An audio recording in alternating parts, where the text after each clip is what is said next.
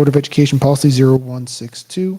The Board of Education of the Borough of Bound Brook has caused notice of this meeting to be posted in the board office and at Bound Brook High School and mailed or faxed to the Courier News, Bound Brook Borough Clerk, South Bound Brook Board of Education, and any person who has requested individual notice and paid the required fee.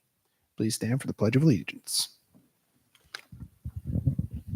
I pledge allegiance to the flag of the United States of America and to the republic for which it stands, one nation, under God, indivisible, with liberty and justice for all. Mr. Gorski, a roll call, please. Certainly. Mr. Bell. Mr. Dawson. Here. Ms. Gazzino. Mr. Incalcatera. Mr. Zupko. Here. Ms. Moosen. Mr. Minhas. Ms. High. Mr. Vollmer. And Mr. Januzzi. Here. You have a quorum present this evening. Thank you, sir. At this time, I will welcome Miss Patty back to the stage or the floor or whatever we're going to say today to deliver our ethics training for the year.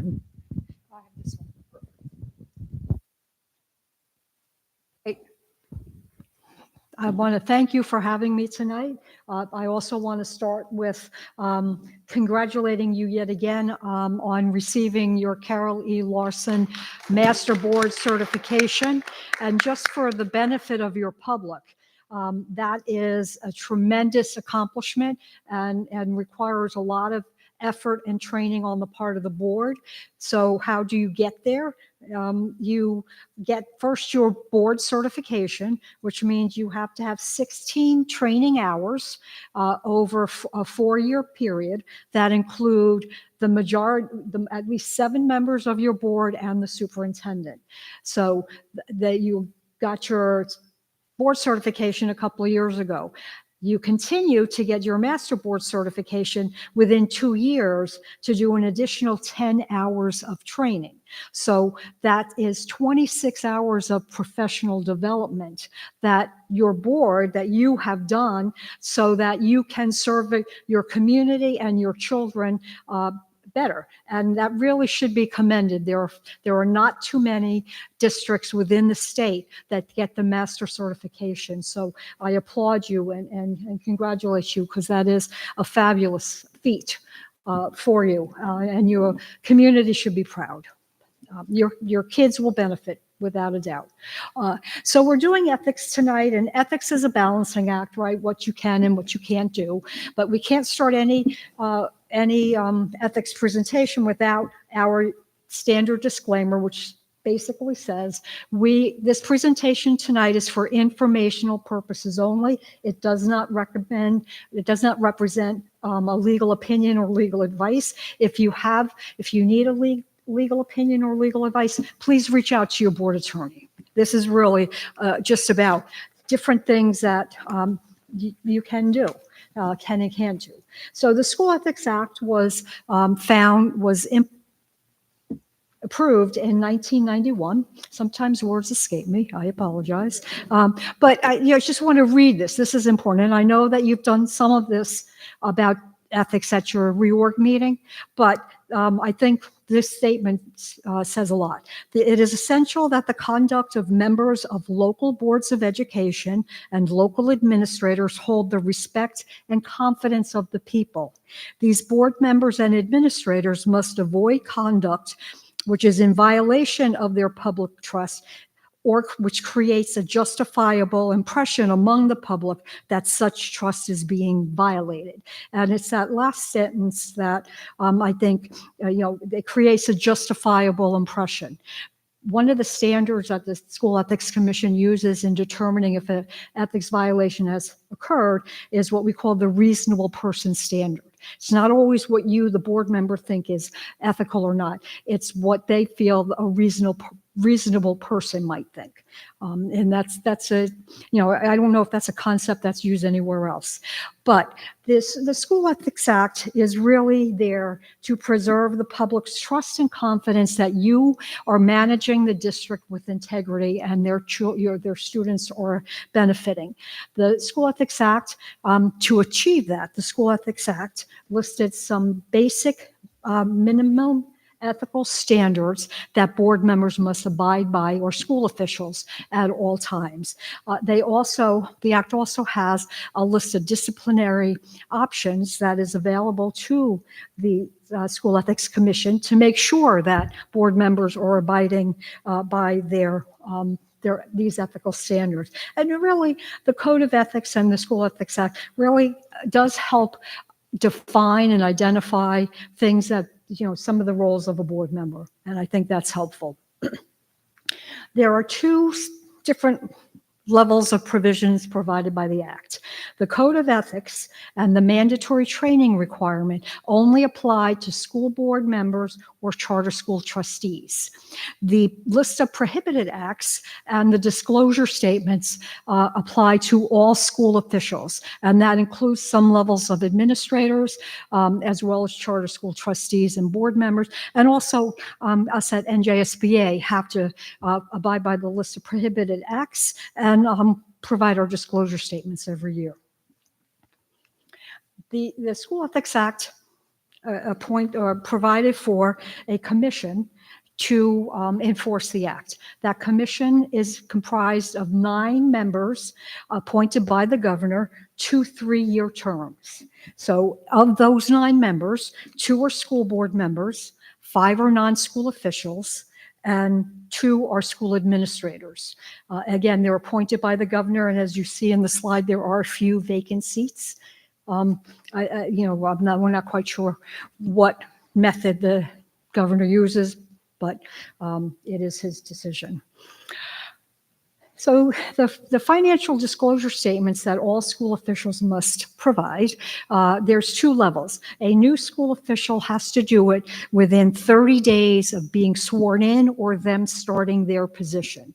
Thereafter, you have until April 30th of every year to provide your disclosure statements. The School Ethics Act also identified mandatory training that is required of school board members. These have not really changed significantly except for Governance 1. Right now, in the last 2 years, you have to complete Governance 1 within 90 days of being sworn in. Otherwise, you're found to be out of compliance. Governance 2 and 3, you still have the full year to do that. Governance 4, you have to do the first year every time you are reelected. And, we have many options. It's no longer where you have to be in person. We have live virtual, we have self-paced online, we have in-person options, all sorts of stuff. So if you need your Gov 2 and 3, we also offer that in Atlantic City. One of the things that the School Ethics Commission can do is issue an advisory opinion to a board member. So what is an advisory opinion? An advisory opinion is where a board member is concerned that an action that they may take would be considered a violation. So they ask ahead of time to the School Ethics Commission what their determination is on that action. They provide all the information. The School Ethics Commission will issue an advisory opinion. They can make that advisory opinion public if 6 members of the commission approve that. If they make the advisory opinion public, they scrub it of all identifying information, and you'll see that in a few of the advisory opinions that we list. So you don't know who it is. Or what district, because then you might be able to tell who it is for the advisory opinions. And again, the board member has to ask for that information, that advisory opinion, before they take the action, and they have to listen to that, whatever that opinion states. Some board members have said it's an advisory, it's an opinion. I don't have to follow it.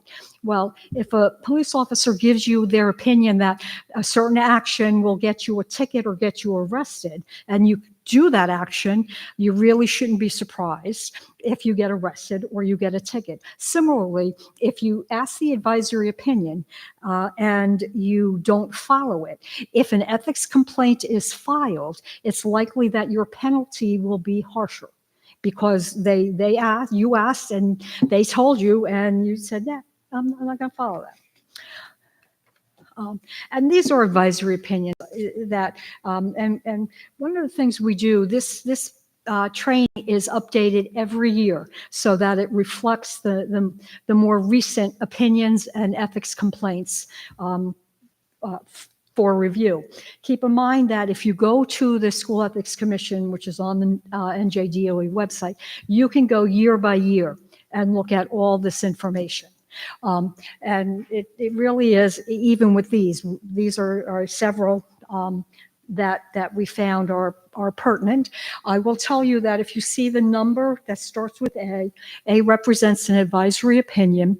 Those numbers are linked, and you go ahead and send out this email, this PowerPoint tomorrow, so that you can go in and click, and everything that's in light blue, the numbers are all linked so that you can find that. But for example, I'll just go through the first one.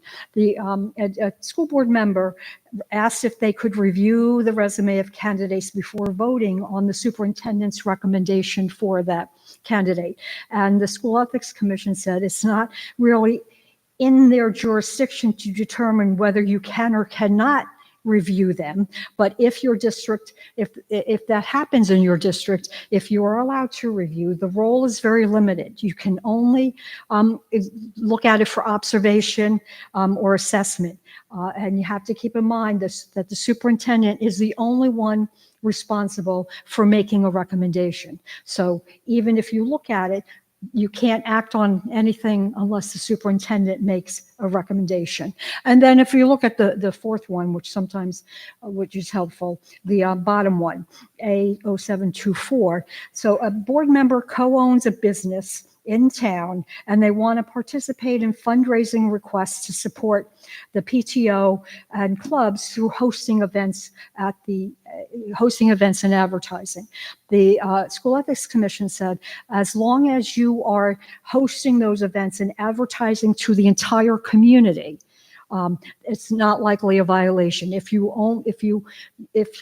only advertising through the school email system or only to students, then it's potentially using your position as a board member to better your business. So as long as you do fundraising and advertise to your entire community, like Chipotle and all those places do that. They put, even on their website. Then you likely would not be found in violation because you're not getting directly any benefit just from your families in town. And these are another page of advisory opinions, and these were all opinions released in 2024. But just to go through one, A0424, this board member's adult children are voting members of a nonprofit board that has ties to the district, and they're asking if they can participate in matters related to that nonprofit. And the School Ethics Commission said that you could consider the nonprofit as you would an employer. Right, so your children and your children are voting members. You should really recuse yourself from any kind of discussion or votes regarding that nonprofit.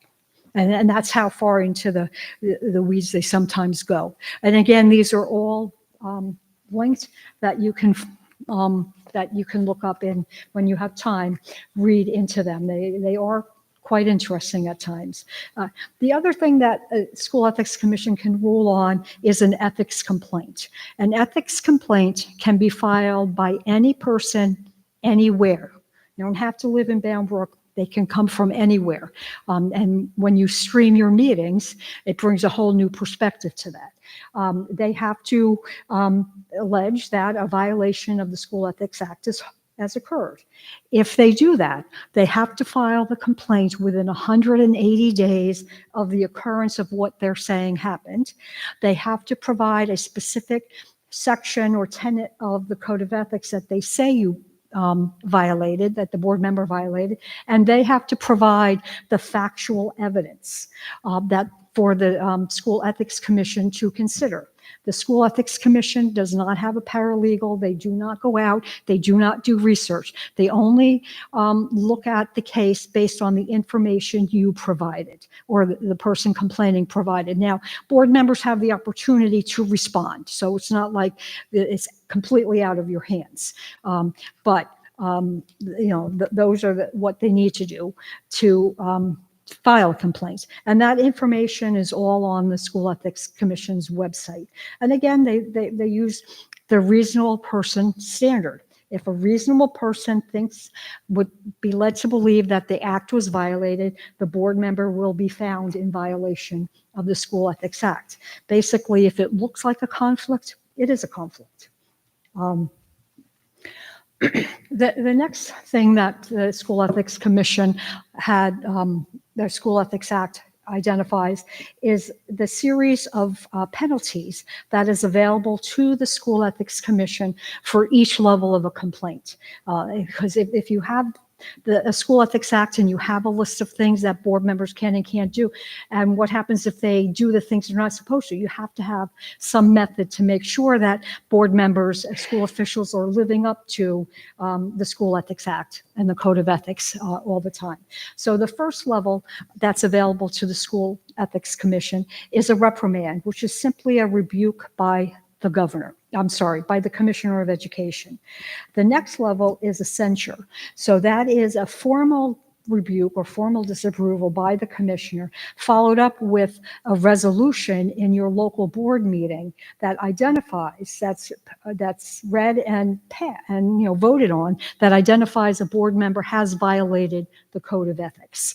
The next level is a suspension on any amount, on whatever amount that they feel is sufficient. So what does a suspension mean in real terms? If you're suspended by the School Ethics Commission, that means you become a member of the public for that period of time of the suspension. You can't sit on the dais, you can't go into executive session, you don't get access to any information that members of the general public don't, if the members of the general public get it, then you will get that information. And so, that's significant. The final level, which doesn't happen too often, is they can recommend removal, complete removal of the school official from the board or the district or whatever. We talked about there are 10 tenets of the Code of Ethics, and they are there, and board school officials are expected to abide by them at all times in their official capacity. They can't forget about the Code of Ethics.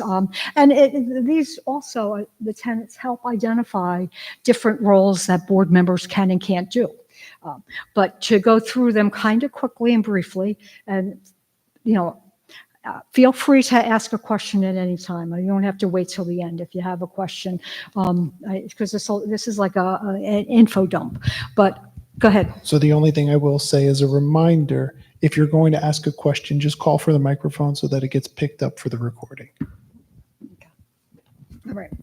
So as I said, there are 10 tenets. Tenet A is board members, school officials have to uphold and enforce all laws of the state of New Jersey and the State Board of Education, and anything that pertains officially to school districts. When you look at the slide, above is the code of the different tenet, the code, and the standard is a suggested factual evidence that somebody must submit when they're saying that a board member violated A of the Code of Ethics. It's helpful. Again, that information is also on the commission, the School Ethics Commission website.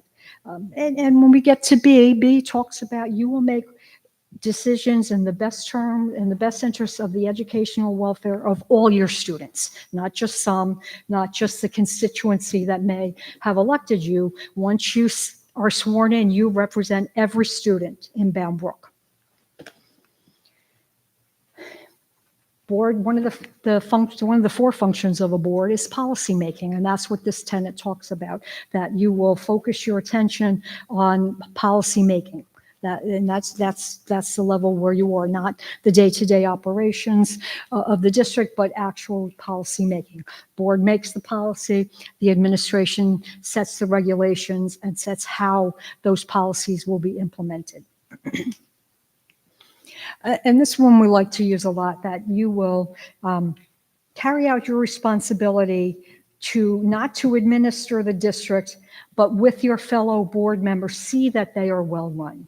You hire your superintendent as the educational professional with the expertise and the training to run the district. And so you need to let your superintendent, not that it's a problem here, but you know, you need to let the superintendent run the district, and then you can hold the superintendent accountable through the evaluation process. And that's really where that goes. This one is, you only have authority. You recognize that authority rests with the full board, and that, you know, part of the Open Public Meetings Act. You have authority when you're sitting at a noticed meeting with a quorum present. And that's the only way a board member can take action. You can't take action. You have no authority to take any action individually away from the board table. And that includes the president. The president doesn't have any they have additional duties, but they don't have any additional authorities than the rest of the board.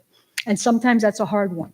And I know when I was on my town council, I had authority to go in and talk to the police chief and expect that they talk to me, which after being on the board just seemed wrong, because like, what do I know about being a police chief? Like, what do I know about being a superintendent? I don't have the training, I don't have the knowledge or the experience. So sometimes it's a hard concept for board members.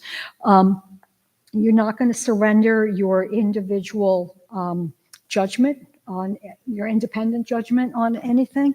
And you're also not going to use your position for the gain of yourself or your friends or your family. This is about confidentiality. You will hold all things confidential until such time that they're not confidential. Because which means, like in an executive session, periodically you may release the minutes if that whatever you discuss was no longer confidential. Things that are done in committees, although because it's not a public meeting, so you might consider them confidential until they show up on a board agenda for discussion. Or they're in the board, you know, the report of the committee. And you know, if by releasing confidential information, you can do real harm to people. You will only appoint the best qualified personnel after the recommendation of the superintendent. So you can only vote on the superintendent's recommendation, and you can vote your conscience, but if there's a recommendation that isn't made about a staff member or anything else, you have no authority to just come in from left field and say you want to do that. That if it's not recommended by the superintendent, the board can't take action. You're supporting and protecting your school personnel in the proper performance of their duties. You can't go in the grocery store if somebody comes up to you with an issue. It's really not appropriate for the board member to kind of chime in and either negatively talk about a staff member or positively. You just have to support them and listen to what the person is saying. But that's important. Like, you are the employer, and you need to support them what they're doing. And if they're not, that's under the superintendent's purview to take care of that. And this is kind of like the almost the chain of command. Any complaints that you get, you refer to your superintendent. And you only act on those complaints at a public meeting, a notice meeting with a quorum, a majority present, a quorum present, if there's a failure of an administrative solution. You let the administration do what they need to do to investigate and any situation. If it's not the board member's job to do that investigation or to do anything regarding that other than let your superintendent know that an issue has come up.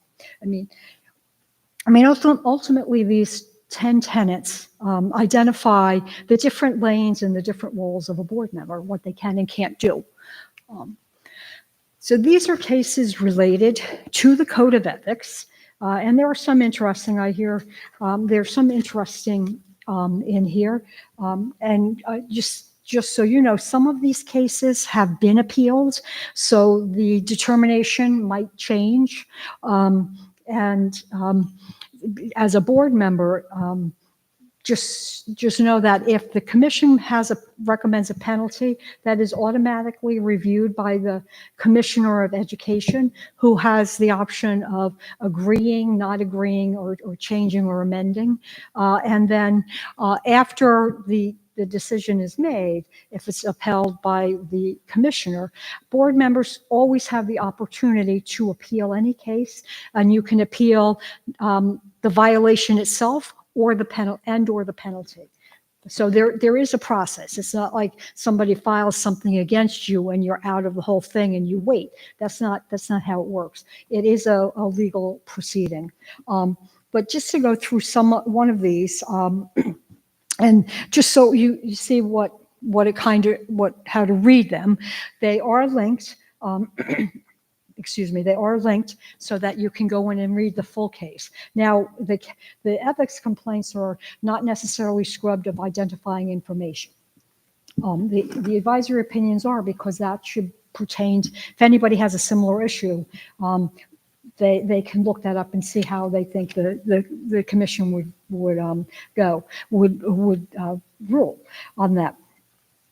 So in C-24, the second one, board members was involved in the ongoing efforts of an HIB and code of conduct complaint about her child, and it was on her child's record, and she wanted it reversed. She called the superintendent, the board, individual board members, and the board attorney to further her personal agenda. And because this is the School Ethics Commission ruled that the action is not related to her duties, and the reversal directive is actually asking for them she's trying to administer or run the schools, and the action and by reaching out to other board members, to the board attorney, is something that is not available to your general public. They can't do that. They can't call the board attorney at will. But they found that this board member was in violation of 3 tenets. C, which you see you can't really see on the bottom. C, D, and E. C is you're confining your action to policy making. D is you won't administer the schools, and E is that authority rests with the board. That board member was issued a reprimand, which is the first level of penalty. This is an interesting one because in this case, the teacher was to be discussed in executive session. The board member sent a text to that teacher stating that the board member could accuse the board president and superintendent of malfeasance asking the staff member if they hadn't received it as a rice notice. The board member made a personal promise. The School Ethics Commission said the board member made a personal promise that they could take action if the teacher had not received a rice notice. School Ethics Commission further ruled that by sending that message, the board member acted beyond the scope of being a board member.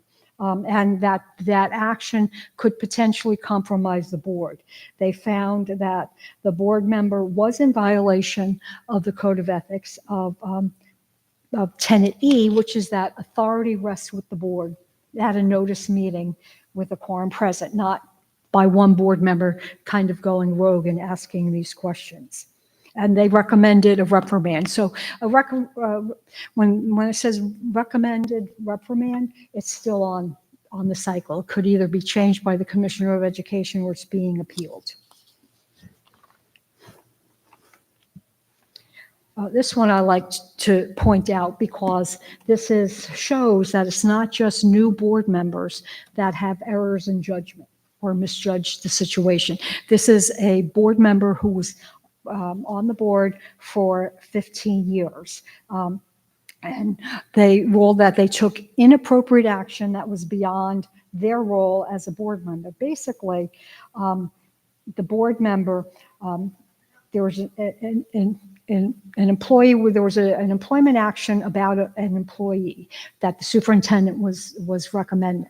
The board member went to the employee's house, picked up a letter from the employee to distribute to the board, gave it to the BA to distribute to the board, and told the BA not to give it to the superintendent. And so that really was outside the scope of their job. And, to further complicate things, when that issue came up for discussion in executive session, they did not recuse themselves. So there's many levels. And this is a board member who's been on the board for over 15 years. By then you would think they kind of know better. And so they did find that the board member was in violation of 6 of the 10 tenets of the Code of Ethics, and they're recommending a suspension of 60 days. So just think about that. It's like a 15-year board member. You would think that they would realize this is not what you should be doing. All right. This is a campaign one that they, it's not the fact that they made a campaign video. They made a campaign video identifying themselves, a board member, as a board member, wearing a school ID.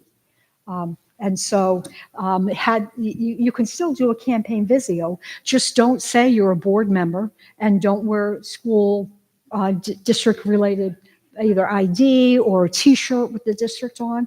And that even though they use, and we'll talk about the disclaimer in a bit, even though they used the disclaimer, what they were, they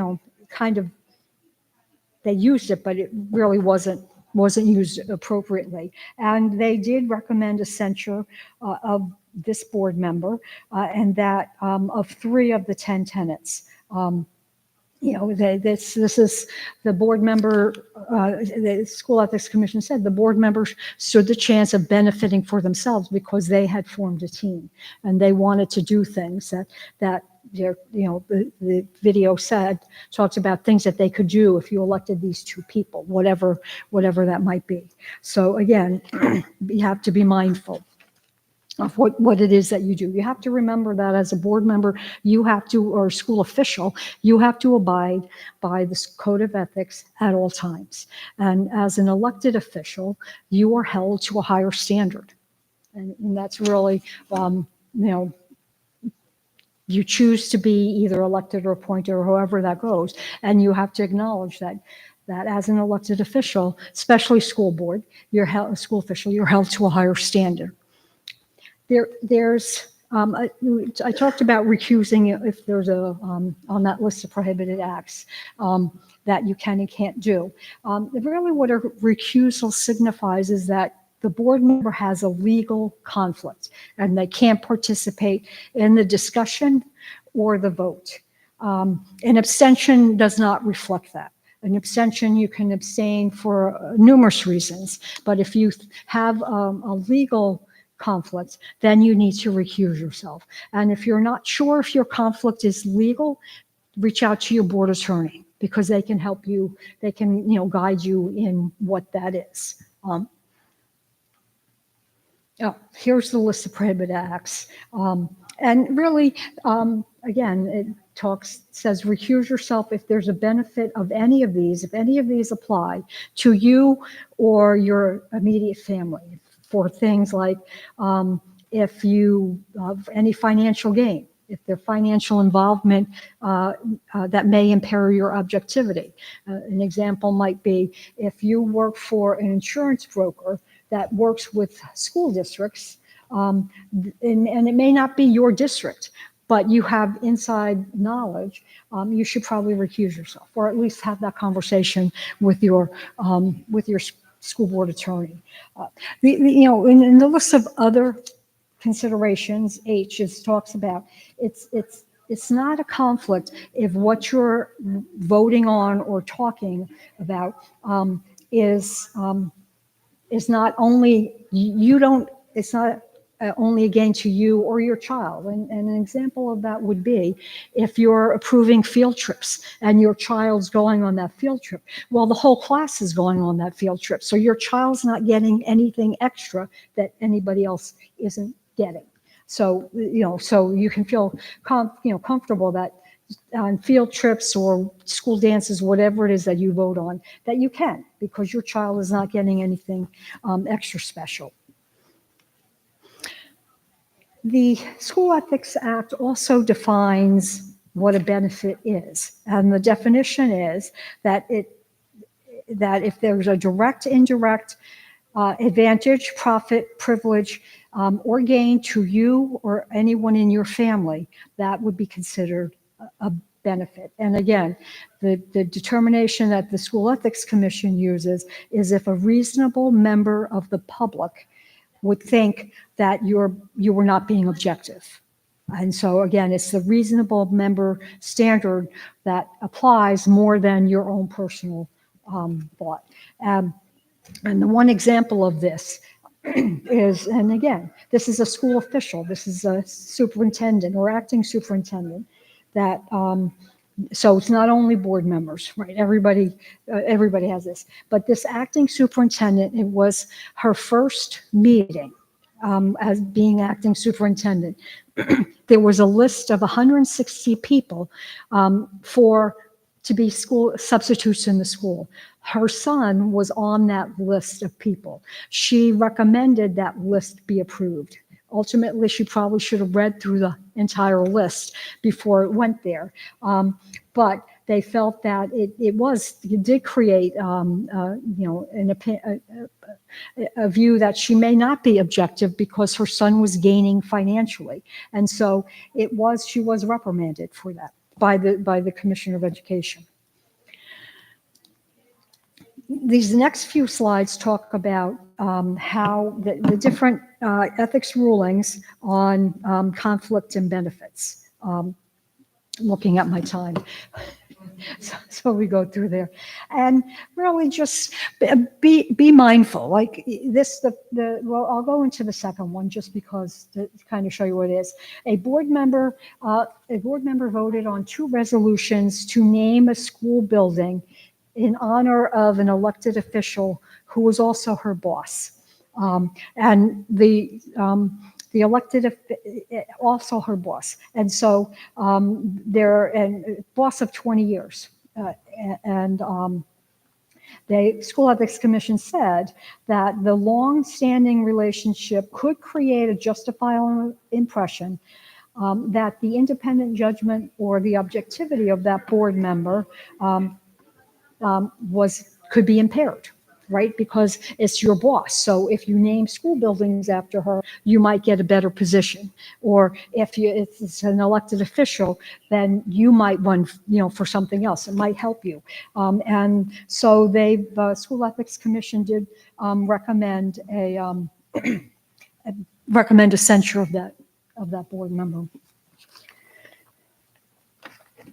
Through advisory opinions over the years, the School Ethics Commission continues to define what a family member is, who a family member is, and what that relationship is. You see who an immediate family member is pretty straightforward, but then you get into who's considered a relative, and then it goes, and these are all came up from either advisory opinions or ethics complaints. So again, everything's very fact specific. And in the what I handed out, your BA has is an actual list of who's considered conflicted. We call it being conflicted. We used to put it on the slide, but it's so you can't really read it. So you just have to be mindful of what you can and can't do if you have a family member, as listed here, in your as when you're a board member. So we all know that as a board member or a school official, you can't hire a relative of a board member or your superintendent. However, they could already be here when you get on the board, or in the case of a superintendent, it could be that their family member, they work side by side or in two different grades or whatever it was, and then that person's made superintendent, then they don't have to fire their relative, and you don't have to not take a seat on the board because your relative is here. It just limits what you can do as a board member. In different authorities that you have. The administrator can't exercise any direct or indirect authority over their family member. A board member cannot take part in any employment matters concerning your superintendent or any supervisor in the chain of command from your relative to the superintendent. So that limits what you can do. If it's a teacher, then it might be the principal all the way on up. That as a board member, you would have to recuse yourself and not be part of that discussion. And as a board member, if you have a family member, if you're perchance looking for a new superintendent, you can't take part in that search. You can't take part in the selection or vote to hire the new superintendent. And further, you can't do any evaluations of the superintendent. But yeah, you know, there's other things you can do as a board member, but it is, you have to be mindful. And if you're not sure if your family member qualifies or your relative qualifies as under this, just talk to your board attorney. So collective bargaining is another part of this, and this chart shows the different levels that you can participate in or not. If your family member or relative works in the district and is a member of the union, you can't be part of the negotiations and you can't be part of the ratification vote. If it's yourself or your family member and they don't work in this district, but they are part of the same union, then you can't be part of negotiations. But after the salary guides, the memorandum of agreement, and the top compensation package has been agreed to, you can take part in the ratification vote. And then if the relative district and is not part of the same teachers union, then you can participate in negotiations. Then there's a few opinions, this an ethics complaint decision and an advisory opinion about campaigning and endorsement by your local union. So in the first case, it's recommended, if you received an endorsement from your local union, it's recommended that you not take part in negotiations your first year on the board. But thereafter, it shouldn't be an issue. And then if you're endorsed by a local union or the statewide union, it's not necessarily a conflict, but if the endorsement comes with a financial contribution with the implication that you're going to vote the way they want, then you should not take part. You should recuse yourself from that discussion. The other impact that having a family member in the district has on a board member is your committee assignments. And these different one's an advisory opinion and one's an ethics complaint. The difference is advisory opinions start with A and complaints start with C. just so you know what the difference is. If you're a board president, the board president selects the committee chairs and the people to be on the committee. If a board president has a family member that works in the district, they can't select the committee chair or be on the committee or the committee members of any committee that would remotely touch the employment of their family member. It's just pretty straightforward. So but it does hamstring does hamstring the board president because there are things that they can't do.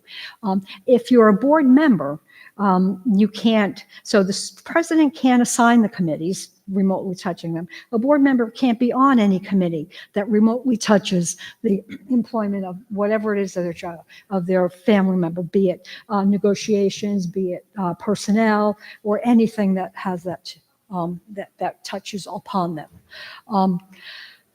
Then the other thing that's come out recently is board members using the advice of counsel defense. And so there are now things that you must do if a board member is going to use the advice of counsel defense. And the advice of counsel defense doesn't make the violation go away, but it may make the penalty less. So you could still be found in violation, just the penalty might be less. But if you're going to use that defense, these are things you have to do.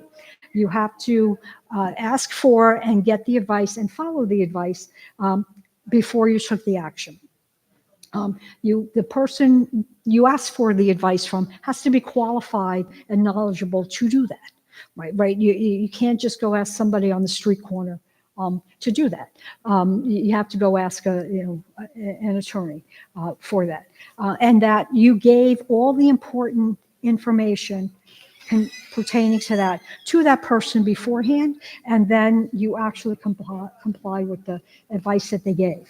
Keep in mind that it won't make the violation go away. It may make the penalty less. All right. Board members, you're here volunteering. And I remember as a board member, a lot of volunteering. Just because you're a board member doesn't mean you can't volunteer. You can volunteer. You just have to be mindful of a few things. You have to be mindful of your involvement with staff and students and how many and how frequently you're in the building. You don't want to give direction to staff and students, and you don't want to have you be in the building so much that people think you're actually managing the building. And I see your next coming in. These are just some different, what might be a violation or not. A volunteer coach could be a violation because you're giving direction to staff and students. However, if you're going in to do Read Across America or to be a class parent for a party, that likely would not be a violation. And then the last sticky wicket, we're almost done, so I apologize to all yours, is social media, right? You never lose your First Amendment rights, but you have to be mindful of your position as an elected school official. And so when there is... Hi, for all of our guests that are coming in, just please be advised, we're in the middle of a presentation, so if you could just keep your voices down, that would be awesome. Come on in. Thanks, everybody. Not too much longer, but just be mindful of what you're posting. The School Ethics Commission looks at the substance, context, and content to determine if a reasonable person would think that you were acting or your comments were made in your capacity as a school board member. They recommend using the disclaimer. This disclaimer is provided by the School Ethics Commission, but you don't have to use this, but you can say that your comments are made as a private citizen, do not reflect any board member or the board or the district. That's essentially what you have to say.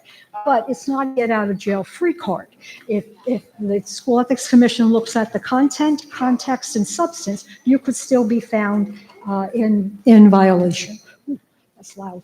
And so we go with, there's several questions and answers here. Essentially, I've kind of just said that,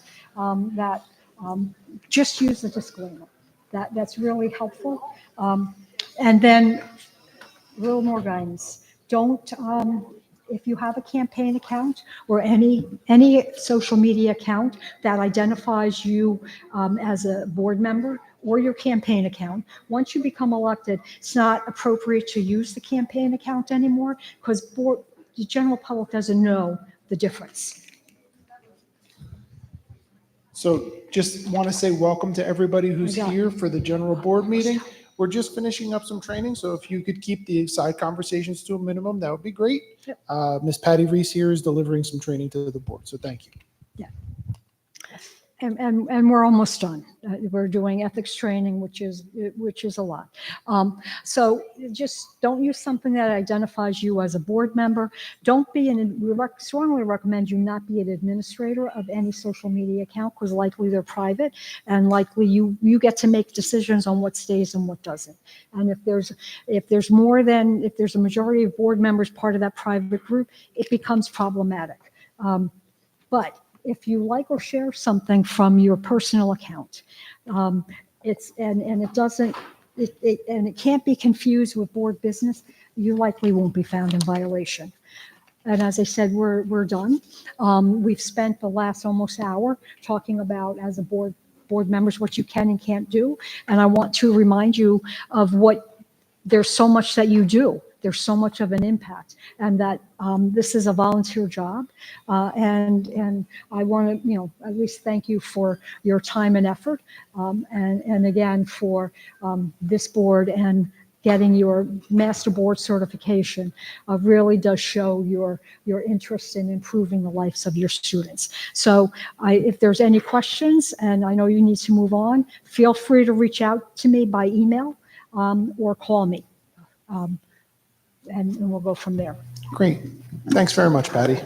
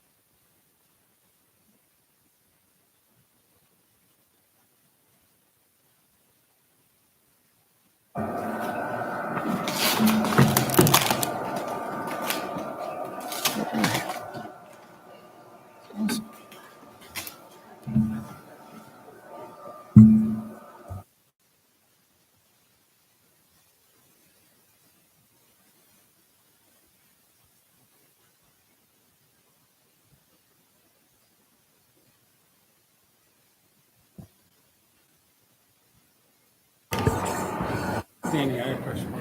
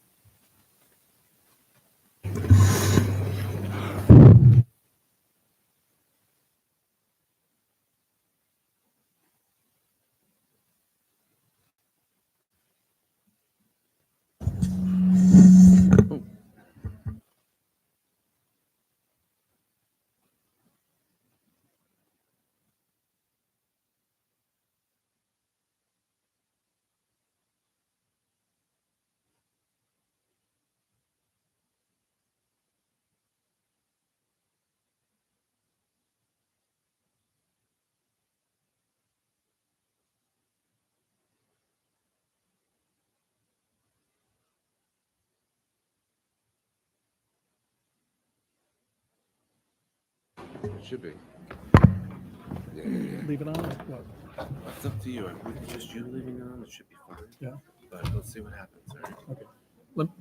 Just yell if it's a problem. All right. I gotta run. There's somebody who needs who has a wheelchair, so I'm gonna bring him around to the elevator and bring him around this way. So I'll be right back. Very nice. Peter. Thanks.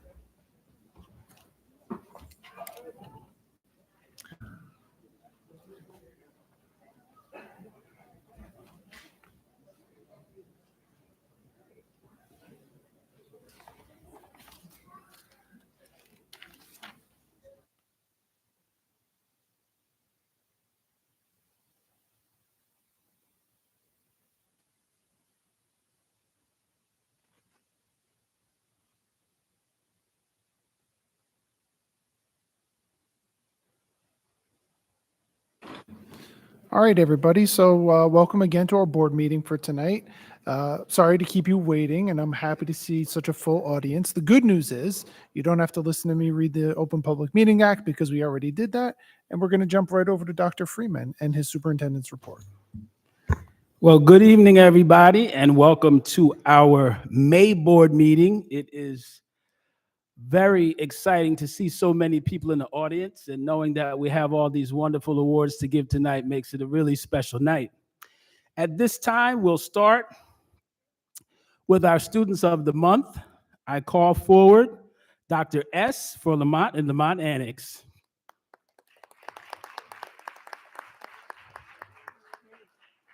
Right, so good evening.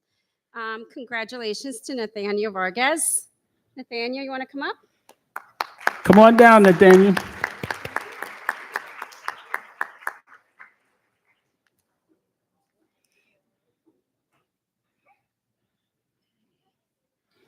So, Nathaniel is Miss Sanchez's class.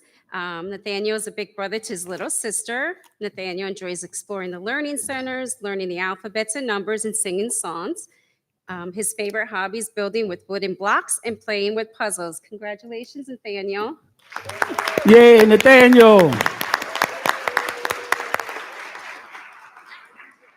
to take a photo. Oh, it's good here. Okay. Right over here.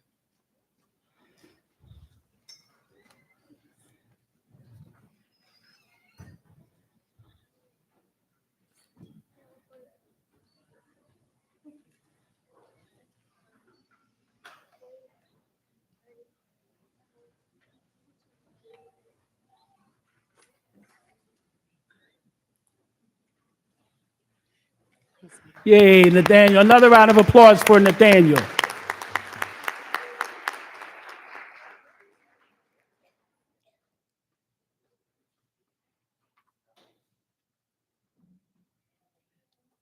Okay, congratulations to Robbie Barnharm. Robbie, are you here? Right here. Come here, Robbie. Hey. Way to go, Robbie. Hey. Robbie is in Miss Jorge's class in kindergarten. Yeah. Robbie's favorite school subject is art and gym. His favorite hobbies are coloring, video games, and riding his brother's bike.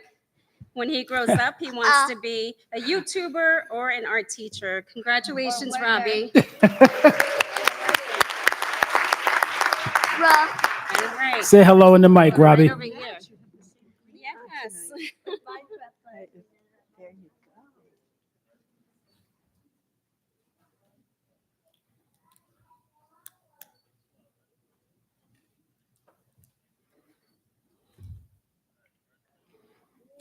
Congratulations, Robbie.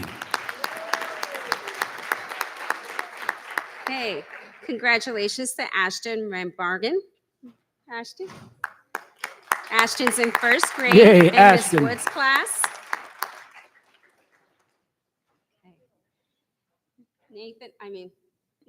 Ashton has a sibling named Nathan. His cousin Tristan, who is like a brother to him. His favorite school subject is reading and art. His favorite hobbies are drawing, dancing, swimming, crossword puzzles, and his career plans is he would like to be a pilot in the Air Force, just like his mom, pilot. Wow. Awesome. Congratulations, Ashton.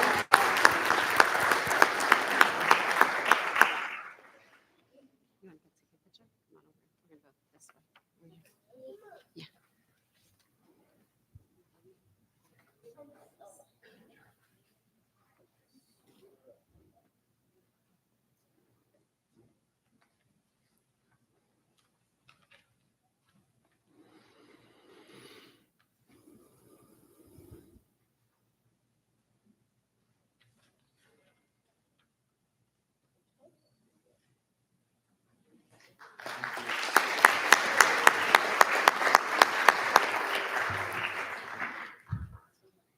Okay, at this time, I'd like to call Ms. Cajas up for our Lafayette Students of the Month.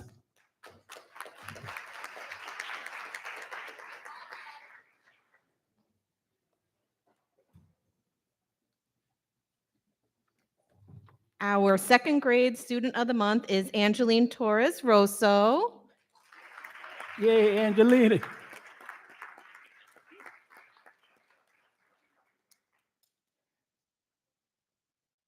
Angeline is from Miss Amarisi's class. She has one sister. Her favorite school subject is art with Mrs. Ackley. And she loves gymnastics. And when she grows up, she wants to be a teacher and teach gymnastics after school. Congratulations, Angeline. You ready?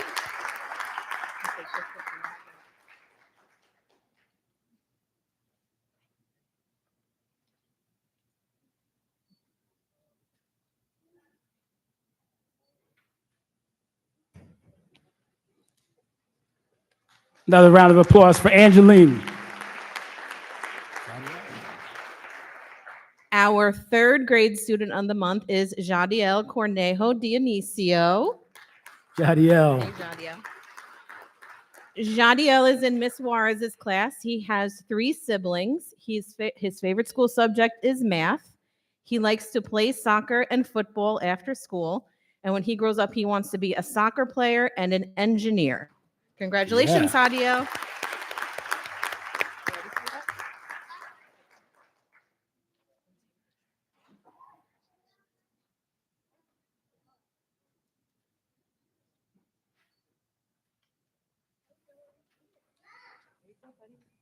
Another round of applause for our Lafayette School Students of the Month. And next up for Smalley School, we have Mrs. Winter.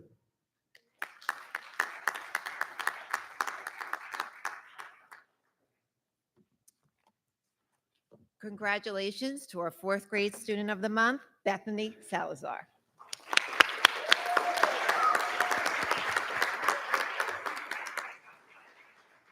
Bethany comes to us from Mrs. Coker's class. She has one brother. Her favorite subject is science. She likes to play sports, mostly soccer, and she wants to be a policewoman when she grows up. Congratulations.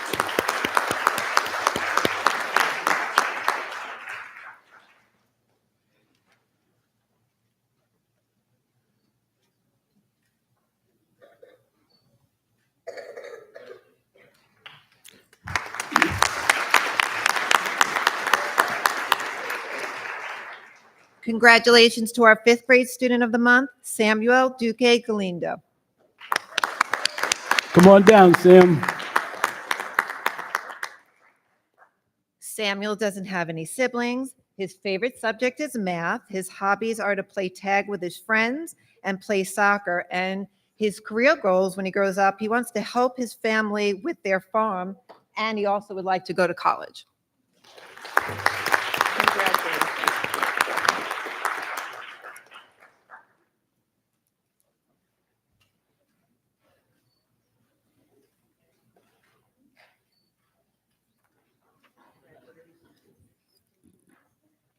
Another round of applause for Sam. And our 6th grade student of the month is Xavion Wilson.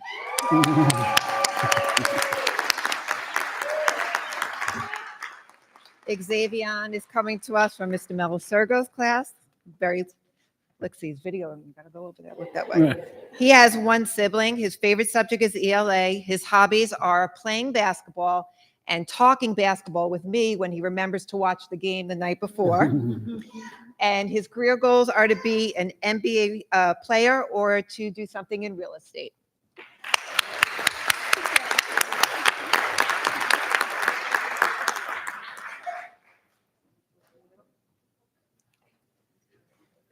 That's right.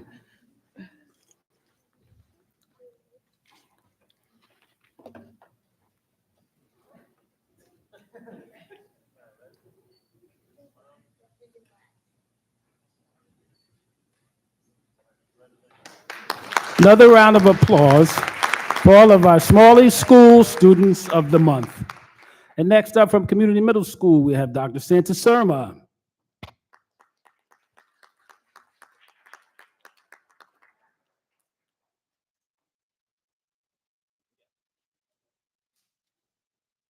Hello, everyone. The 7th grade student of the month from the community middle school is Ismary Rodriguez Escona.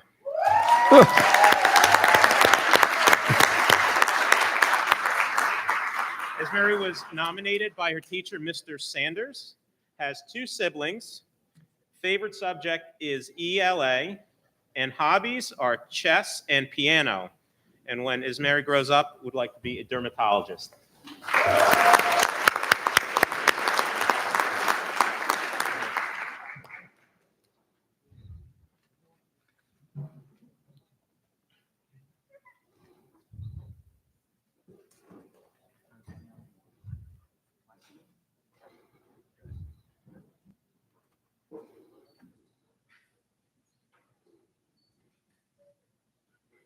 Another round of applause for Ismail.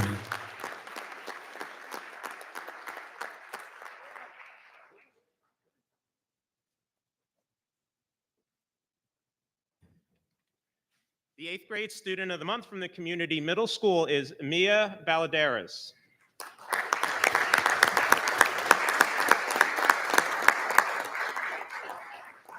Mia was nominated by her teacher, Mr. Lay, also has 2 siblings. Congratulations. 2 siblings. Favorite school subject is social studies. Favorite hobbies are volleyball and soccer. And when grows up, Mia wants to go to college and become a hairstylist.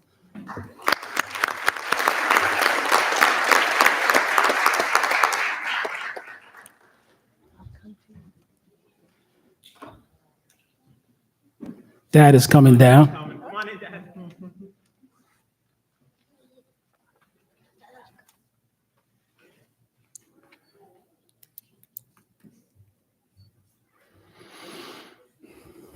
Another round of applause for our community middle school students of the month. And next up, from Bound Brook High School, Mr. Smith.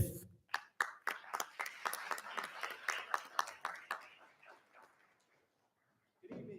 On behalf of Bound Brook High School, we'd like to congratulate the 4 recipients of the Crusader Citizen of the Month Award. Our first recipient, we have Juan Montoya Palta.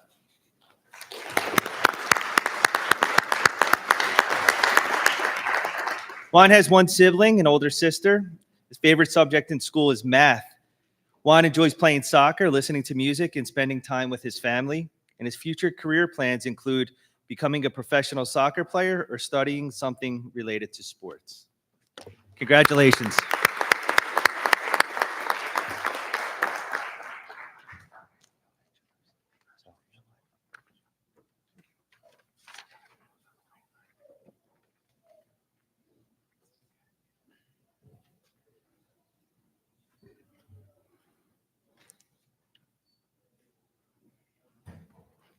Another round of applause.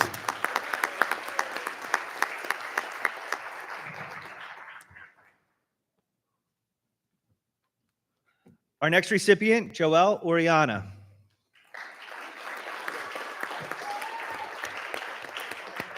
Joelle has 1 sibling, or 2 siblings, one brother and 1 sister. His favorite subject in school is the AVID program and AP Modern World. His favorite hobbies include playing soccer and hanging out with his friends. And his future career plans include studying counseling and psychology at college or university. Congratulations.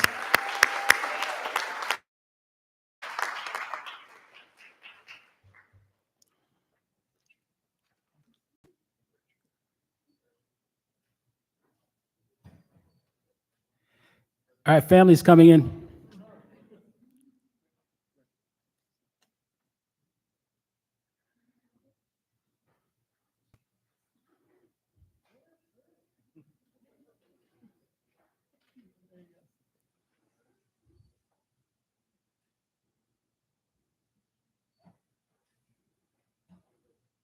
Another round of applause.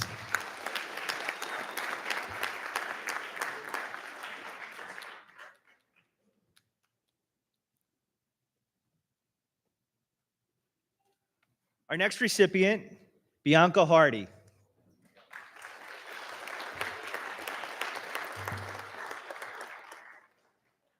Bianca has 4 siblings, 3 sisters and 1 brother.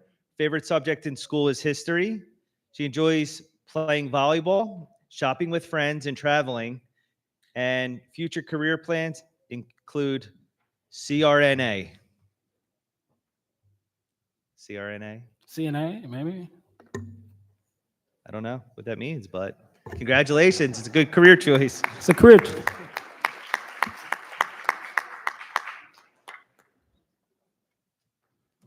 And last but certainly not least, we have Madison Lamberts.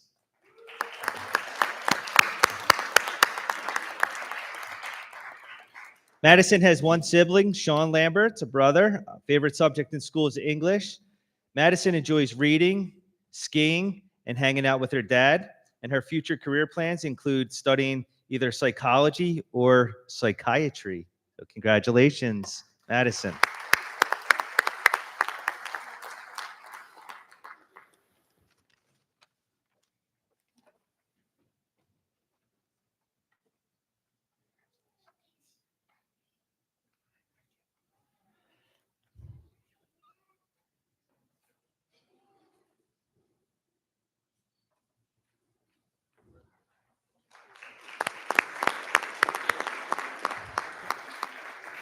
One last round of applause for all of our students of the month, as well as their parents, because we know they wouldn't be where they are without you. Okay, at this time, we have some special guests, some special honorees. We're going to take a minute to honor and recognize our Governor's Educator of the Year from each school in our district. These outstanding individuals have demonstrated exceptional dedication not only to their students, but also to their schools and the broader community. Each honoree was thoughtfully selected with input from their building principal, fellow educators, and parents, reflecting the high regard in which they are held by the school community. We are proud to celebrate their remarkable contributions this evening. In recognition of their achievements, each educator will be invited forward to have a few words said and receive a beautiful trophy as we capture this special moment.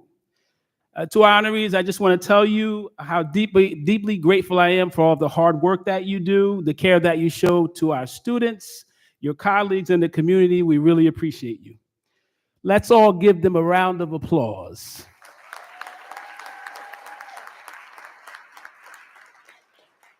Okay, at this time, I would call up from Lamont School, Lamont Annex School, Dr. S.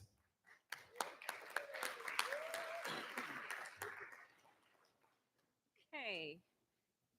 Introducing one of my many dream teams that I have over at Lamont in the Annex, Mrs. Melasergo and Mrs. Pena. Please come on up. Come on up. Come on.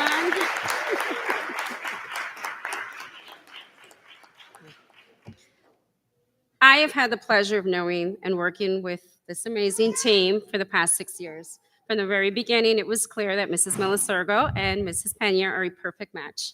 Dedicated, compassionate, and always smiling. Their strong bond, shared vision, and genuine love for their students shine through everything they do. It's no surprise that both parents and staff nominated them for this recognition. They truly are a dream team. Mrs. Melasergo is a pre-K teacher at the Lamont Annex Elementary School. She's been teaching there for 7 years. She loves working with young children and believes we should always look at what they can do, not what they can't do. Mrs. Melasergo cares a lot about her students. She helps them learn and grow in every way, academically, emotionally, and socially. She also works closely with Mrs. Michelle to make their class a fun and welcoming environment. Mrs. Pena, known as many as Miss Michelle, was born in the Dominican Republic and moved to New York City when she was 6 years old. She's been happily married for 27 years and is a proud mother of 3 children and a new grandmother. Mrs. Pena has worked in our school for 20 years. For the past 6 years, she has worked with preschool students in Bound Brook. Mrs. Pena is kind, hardworking, and cares deeply about her students. She works closely with Mrs. Melasergo, helping in fun and creative ways. She also speaks Spanish and often helps translate for families, making sure everyone can understand and feel included. Congratulations to Mrs. Melasergo and Miss Pena. Mrs. Pena, thank you. Yeah!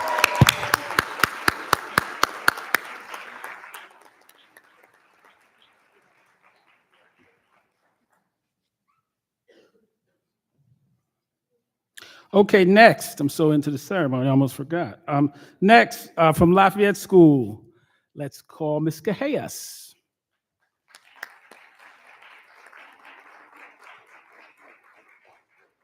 Our first educator of the year is Mrs. Stephanie Ackley.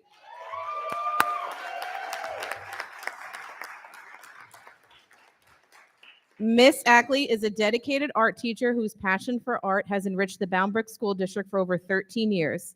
She consistently goes above and beyond to inspire her students through creative instruction. In addition to teaching second and third grades, Miss Ackley contributes significantly to the school community by designing event decorations and leading arts initiatives. She designed, sketched, and painted our sensory hallway mural with our students, adding color and joy to Lafayette. Miss Ackley highlights her students' talents through local and national art contests. Recently, 8 pieces were selected for a Somerset County show, and out of thousands of entries in the national contest, 25 of our students participated, 9 of whom were selected for publication. Miss Ackley's dedication to fostering creativity and student growth makes her a respected role model and a valued member of the Bound Brook School District. Congratulations, Stephanie.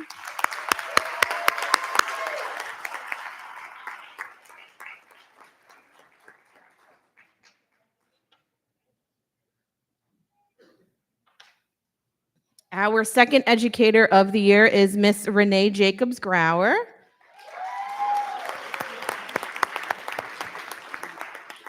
Renee Jacobs Grauer is a bilingual district speech language pathologist committed to delivering culturally responsive and comprehensive services to students across Bound Brook School District. She has worked with students from pre-K through grade 3 and grades 7 through 12. Known as Mrs. Renee, she leads engaging, personalized speech sessions that support both academic and social communication. She helps students build real-world skills and guides them through transitions between grades and schools.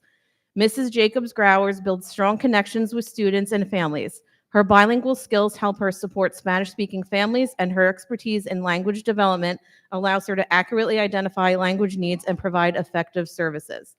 Respected across Lafayette for her professionalism and compassion, Ms. Jacobs Grauer supports student growth with her clear communication, empathy, and a strong dedication to their success. Congratulations, Renee.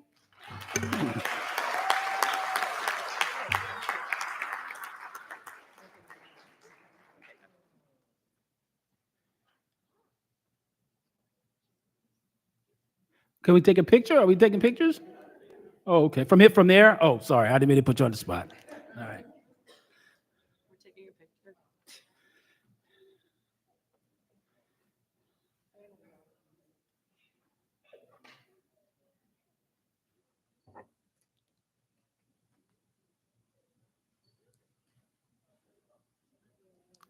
Another round of applause.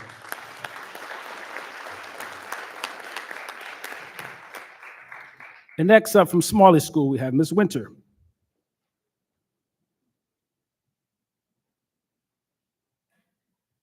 So I'd like to bring up and honor Gina Petruski as the Educator of the Year for Smalley School.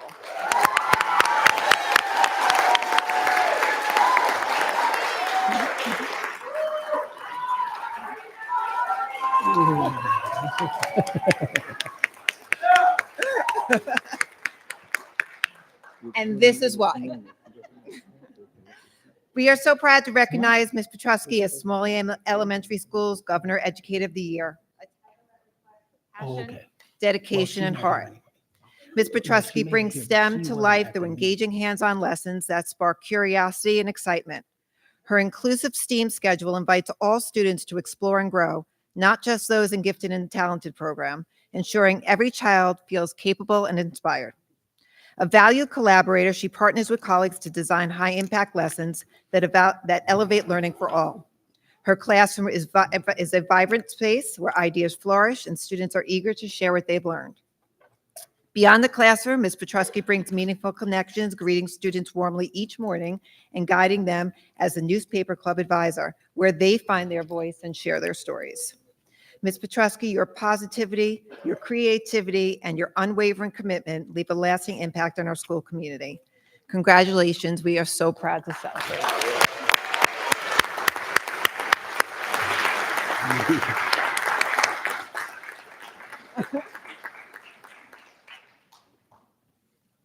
So we're going to come over here and take a quick picture. Okay. Ms. Musson, right over there. Oh, you're not finished yet. Okay. Go ahead. Do the other one? Or do you want me to bring them both down? Yeah, you can bring them both out. Okay. That was my mistake. Okay. And additionally, we are so proud to celebrate our Service Professional of the Year, Mrs. Lee Eaton.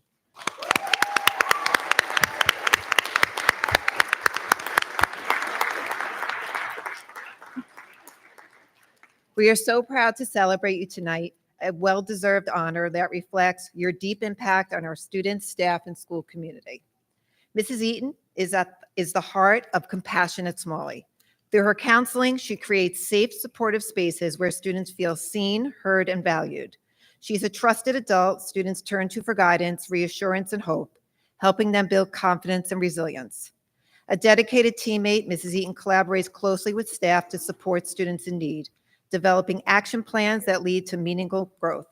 Her care also extends beyond the school, providing families with essential support through programs like the Backpack Program. Mrs. Eaton sees the good in every child.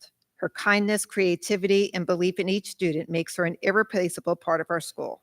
Congratulations, Mrs. Eaton. We are so grateful for you and proud to celebrate you this evening.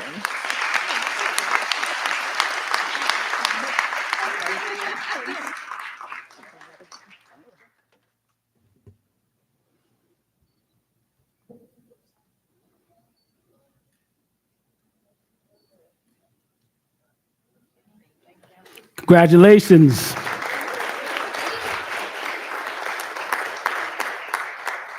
And next up from Community Middle School, we have Dr. Santa Surma.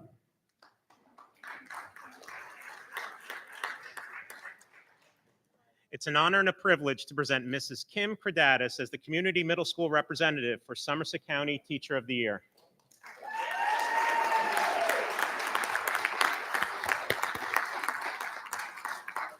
For the past 11 years, Mrs. Kradatis has inspired countless students to believe in themselves and achieve their academic goals. With expertise in special education, science, and math, Mrs. Kradatis brings diverse teaching strategies to the classroom and is able to address a wide array of students' needs. Outside the classroom, Mrs. Kradatis plays a key role in developing and maintaining a positive climate and culture at the Community Middle School. Mrs. Kradatis is the Sunshine Club Chair and makes sure all our staff's life's events are celebrated. She organizes multiple themed luncheons, breakfasts throughout the school year, which staff have an opportunity to gather, have fun, and develop a family-like atmosphere.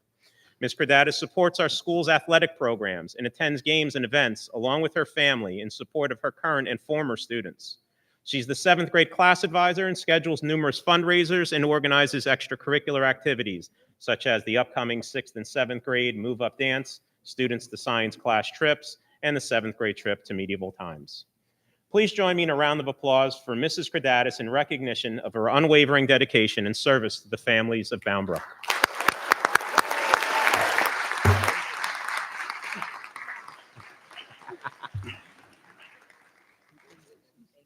And that is our family at events all the time.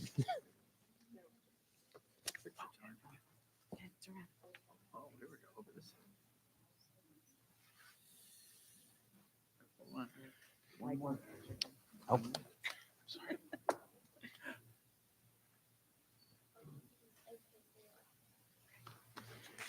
Wait, you gotta stay here.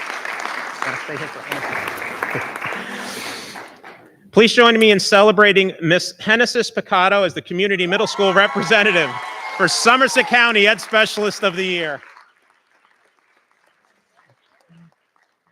Ms. Picado is a graduate of the Bound Brook High School, a graduate of Montclair University, and is currently working on a master's degree in social work at Montclair. Ms. Picado serves as a teacher associate at CMS and is tasked with assisting and facilitating instruction for our multilingual learners in math, science, and social studies. As a fluent Spanish speaker, Ms. Picado is able to bridge the language gap that ensures all students have a full understanding of classroom material.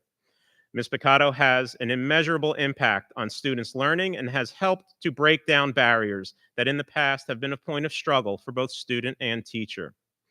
In addition to her classroom responsibilities, Ms. Picado assists with guidance mediations, parent conferences, and after-school family events. Through her collaboration, enthusiasm, and genuine care for the success of each student, Ms. Picado's efforts have helped develop and foster a more inclusive and supportive environment for our Spanish-speaking families. Please join me in congratulating Ms. Hennessis Picado in recognition of her outstanding service to our community.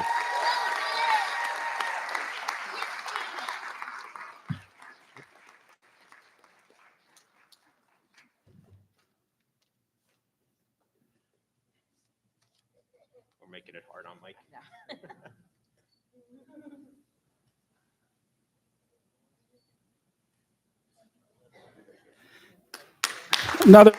Another round of applause. Last but certainly not least, we have Mr. Smith from Bound Brook High School. Good evening again. On behalf of Bound Brook High School, the Bound Brook High School family, we are proud to recognize two extremely important members of our school community as they are honored with this prestigious New Jersey Governor Educator of the Year awards. First, we celebrate our Teacher of the Year, Miss Joelle Smith, whose dedication and passion have made a lasting impact on our students and school. Joelle Smith is the epitome of what it means to be a dedicated educator and role model at Bound Brook High School. As a dynamic mathematics teacher, she inspires students through engaging lessons like scavenger hunts and gallery walks, creating a classroom environment that is both rigorous and welcoming. Her passion for math and genuine care extend beyond the school day, with her students often choosing to spend time in her room before and after school. Outside the classroom, Joelle's impact is equally profound. She founded and expanded the school's volleyball program, teaches college-level courses that offer students free dual enrollment credits, and juggles roles as a coach, tutor, professor, and mother with relentless energy and dedication. Within the math department, she is the senior leader and go-to mentor, generously sharing her expertise, resources, and support. Known for her meticulous organization, Joelle's over-planning and grading routines are matched only by her unwavering commitment to excellence. For her leadership, creativity, and deep-rooted passion for teaching, Joelle Smith is more than deserving of recognition as Teacher of the Year, and we are proud to have her represent Bound Brook High School as the recipient of this prestigious honor. Joelle, you are truly limitless. Congratulations.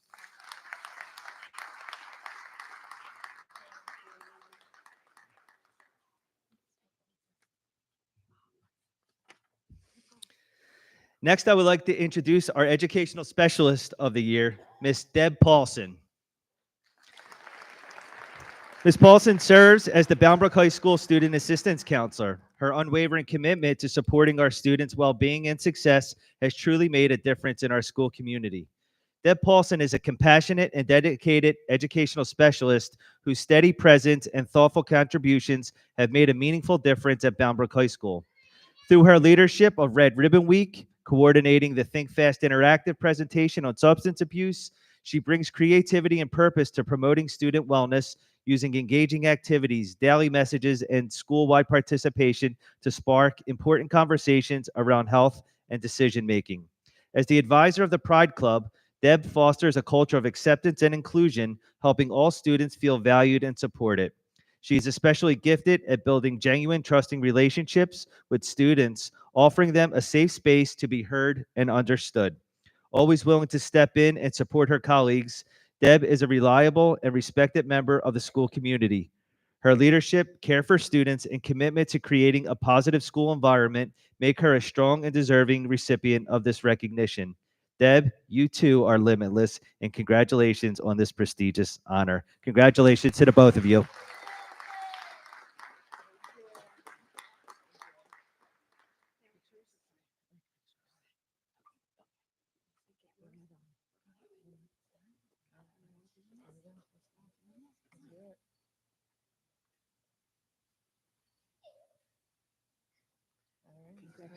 Thank you. Let's have another round of applause for all of our educators and support people of the year. Okay, before we move on to taking our picture, our group picture, what I would like to do, I want to recognize another group of people, not necessarily to call them up for award, but to recognize them for a tremendous accomplishment that they achieved in the last couple weeks. For those of you who haven't seen the Instagram posts, recently our Board of Education was chosen by the Somerset County School Boards Association to receive the Carol E. Larson Master Board Certification. the highest distinction a board can achieve. This is an extraordinary honor, as only 5% of the boards across the state reach this level of achievement. So I'd like to give them a big round of applause. Them receiving the award was only fitting because I've never seen a board that's so dedicated, committed to the community, and so engaged. So it's only fitting that they receive this award and are placed in the top 5% of the boards of education in the state. Now, in addition to that award we received that night, there were two other recognitions. One was for board member Danny Minhas, who earned his new boardmanship certification, a key milestone for him in being an effective board governance. So we'd have a round of applause for him. He didn't expect that. That's why he's blushing. And next, our fearless leader, our board president, Rich Januzzi. He was selected as the president of the Somerset County School Board Association. So not only will he be our president, but he'll be president for the county. I think that deserves a big round of applause. So, and to the board, on behalf of the community, the teachers, the staff, we're incredibly proud of your leadership, your dedication, and we appreciate the example you set for our community.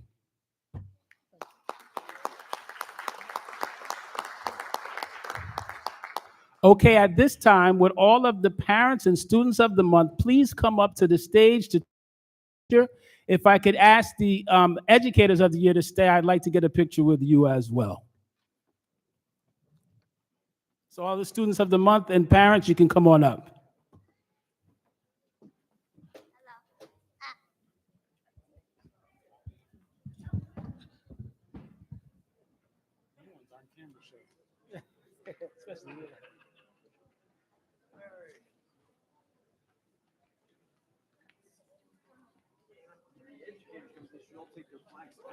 Yeah.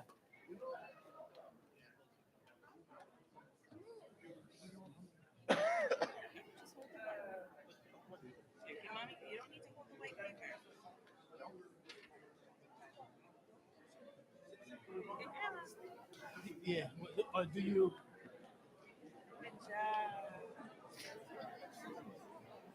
We're going to take a picture of everybody together.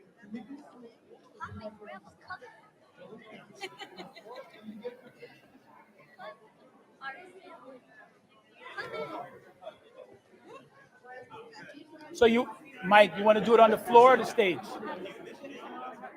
Stage?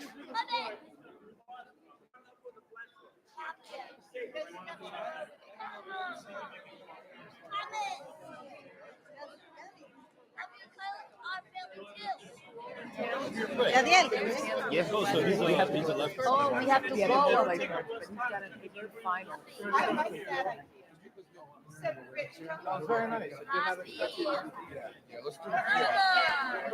Yeah, let's move this out of the way.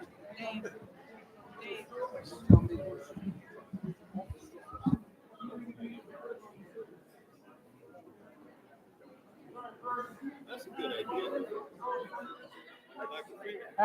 We need a drone. Yeah.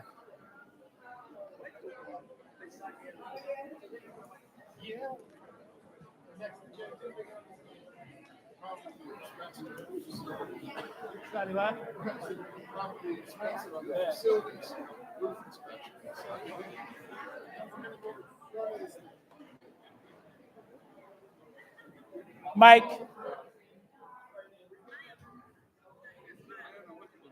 They're going down, they're taking the picture down there.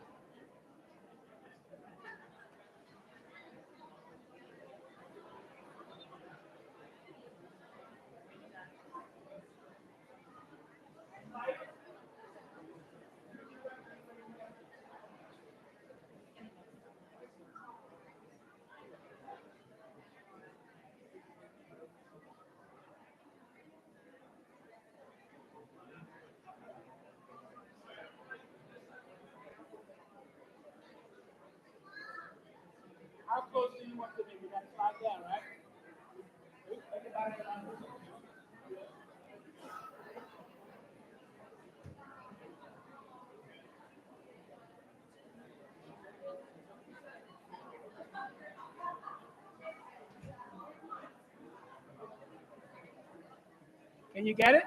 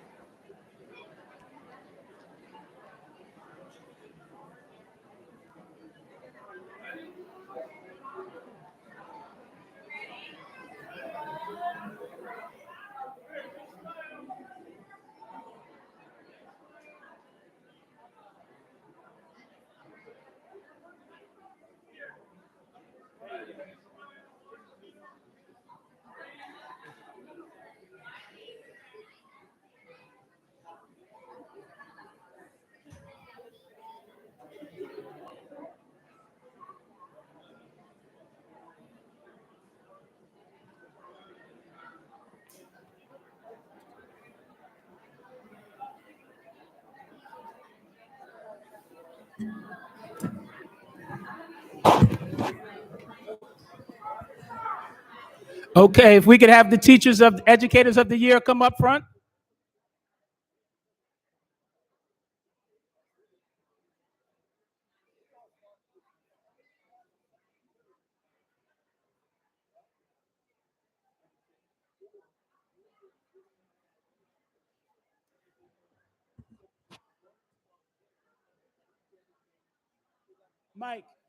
Mike, where would you rather have them? Huh? Where would you rather have the educators of the year? On the stage, up there? Okay, educators of the year, if you would please come forward with your trophies, Want to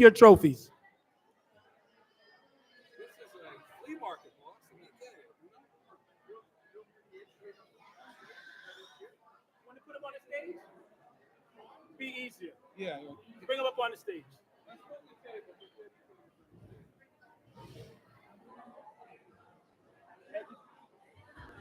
Educators of the year up to the stage, please. Mike, direct them up to the stage. Yeah, it's too busy down there. Too busy.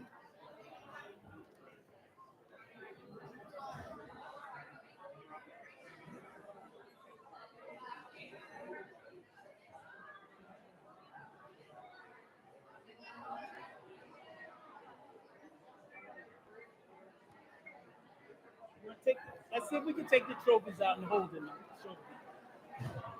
And we'll go right up front here. Thank you so much. Thank you. Take the trophies out.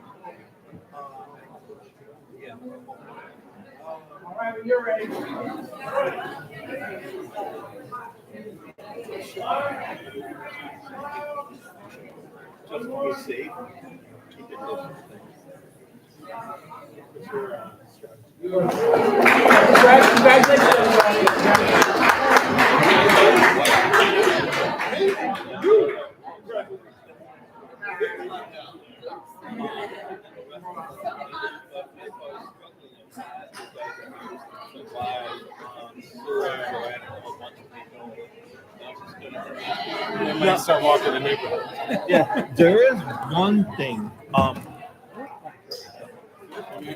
You know, this year I got the governor's award too. You know, my district gave me. I got a certificate. Popsicle? Wait, I got a certificate in a black and white piece of paper. And an announcement. Last year they gave out a golden apple. You know, I mean, it's like, but at least it's Too bad you didn't win last year. No, that's a lot of nonsense. But I got that from the States.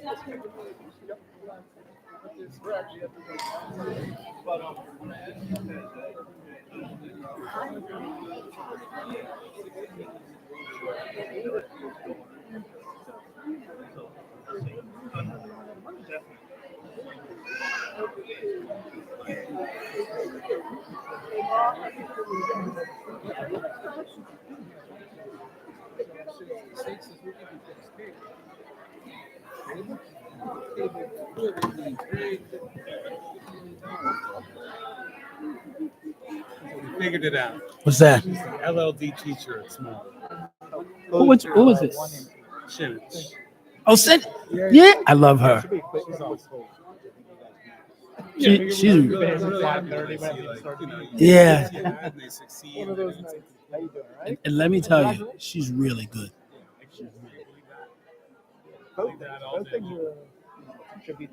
She takes kids who really have issues and they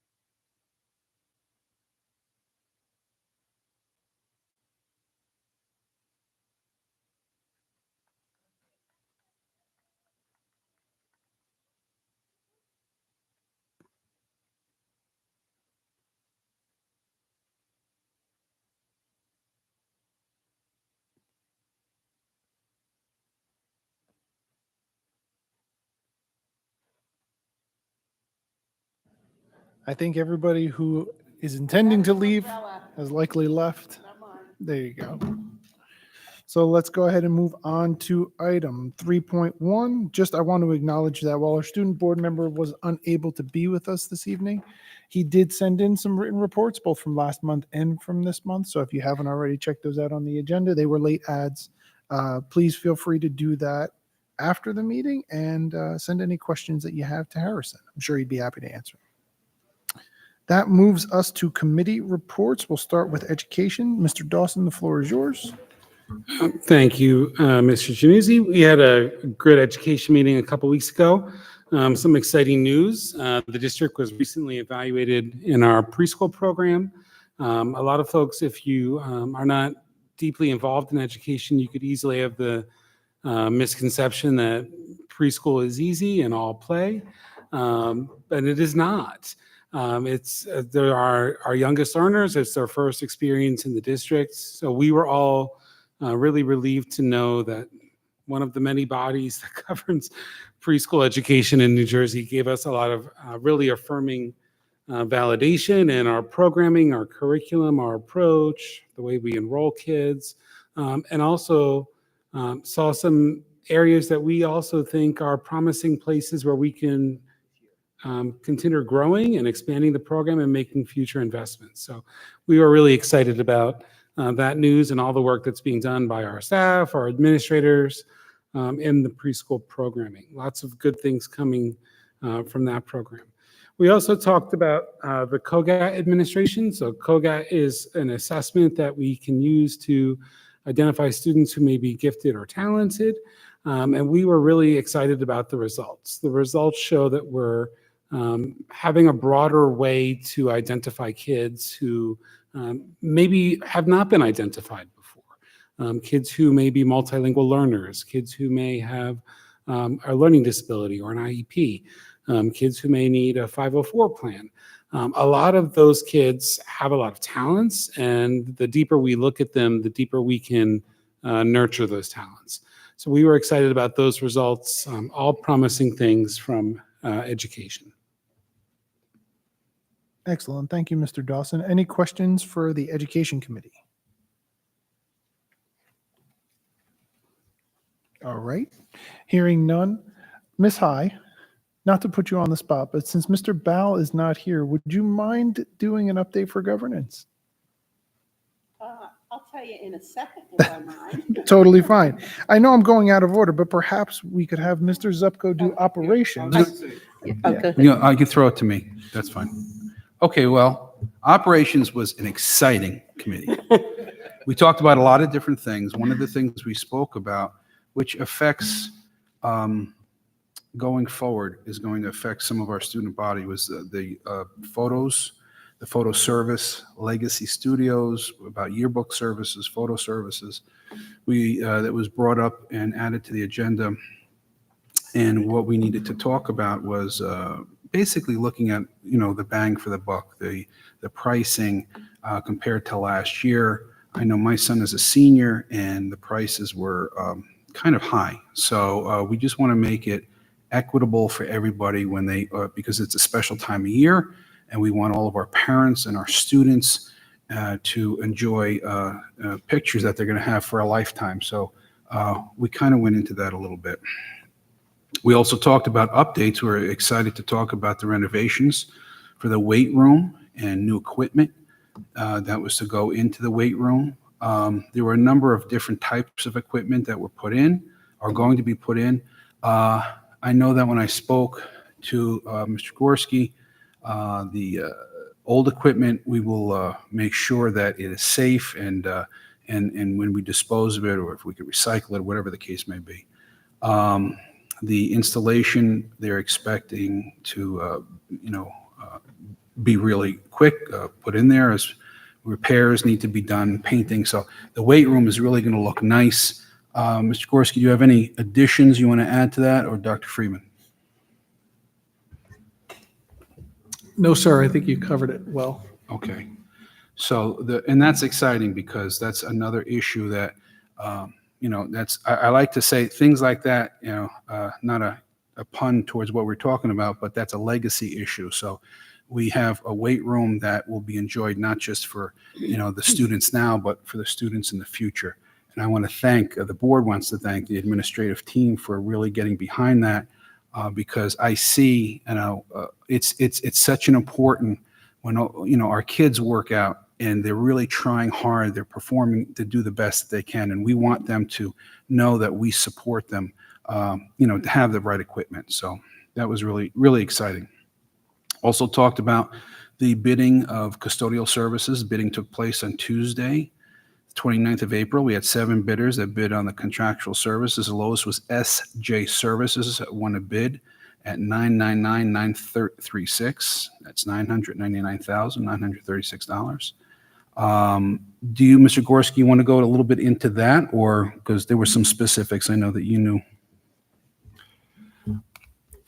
There are some developments that are still materializing with that, but we are making the recommendation for the bid to be awarded tonight to SJ, and we'll take it from there.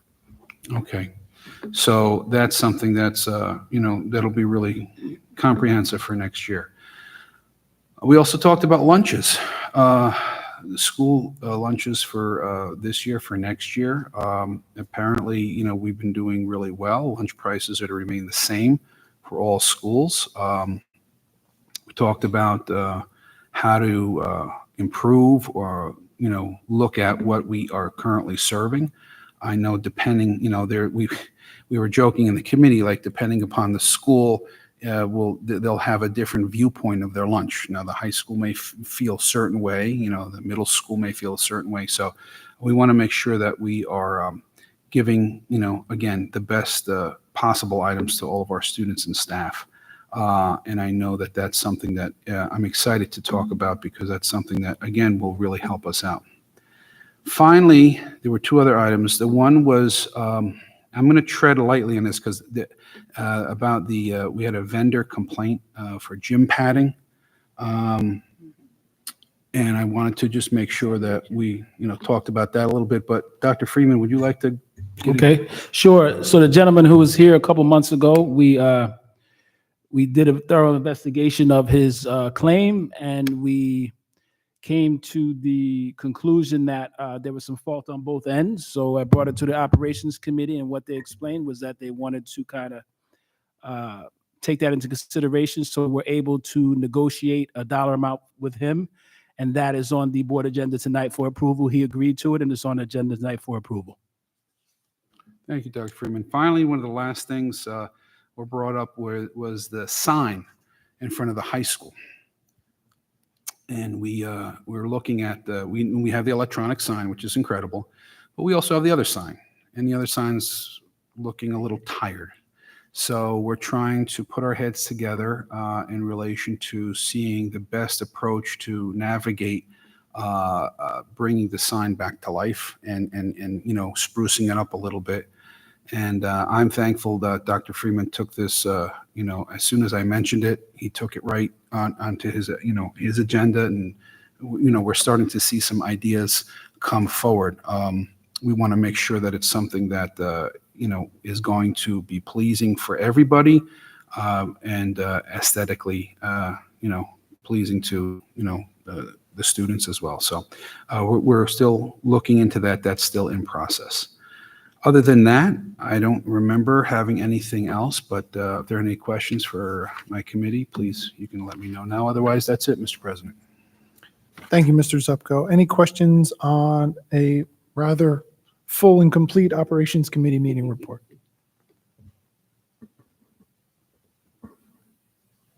All right, hearing none, Ms. High, we'll double back to you for, let's do governance first. So governance was surprisingly quick, our committee meetings. There really were two topics that were discussed.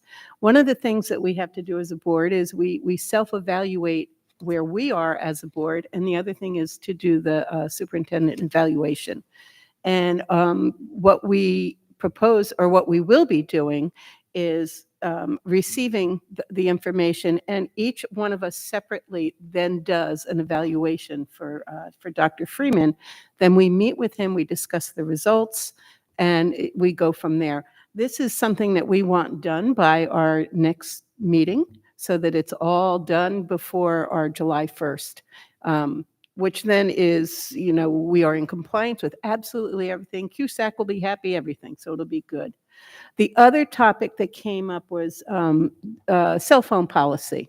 And that is something that we're looking into. We're investigating with other subjects. Dr. Freeman also has, this has been a discussion at the superintendent's roundtable, but it is something that we are still looking at so that we can get a definitive policy and what best serves our schools. And that is it. Well done. Thank you, Mrs. High. Any questions on governance? All right. Hearing none, Sue, we'll stay with you for HR. Okay. HR, busy time of year. It's a very busy time of year right now. Looking at open positions, if you look at the agenda, you'll see a lot of different things in personnel that are going on, staff who are returning, et cetera. And this is like we always, every month we say the same thing. This is really a live document and it is ongoing and it is just filling positions.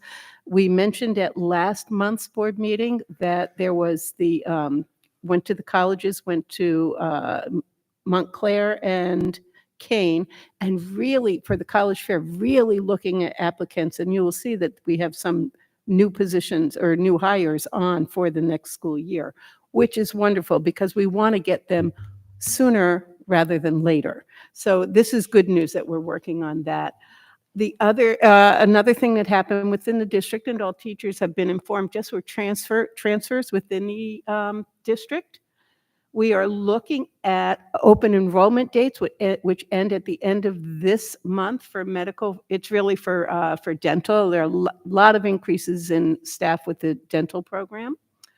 We are also looking at the assistant superintendent position, and we have had a number of applicants, which is really nice to see, which will then be selected down to the top candidates. And that will be moving on. We're hoping to have that filled by this summer. And the last thing, which is an agenda item tonight, which is wonderful, but also sad, which is we have Mr. Gorski, who is going on to bigger and, well, I don't want to say bigger and better, well, bigger and better things. He's spending a lot more time with his family, and we are just so thankful for everything he has done for this district. Yeah.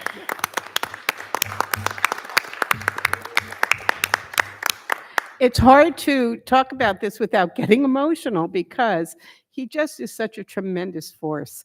He is a voice of reason. He's calm. When things seem hectic, he's very organized. He's focused on what needs to be done. A true gentleman. I think the worst thing I've heard him say is heck. And Michael. But just what an asset to the Bound Brook School District. He will be sorely, sorely missed. So, Michael, thank you so much for everything you've done for us.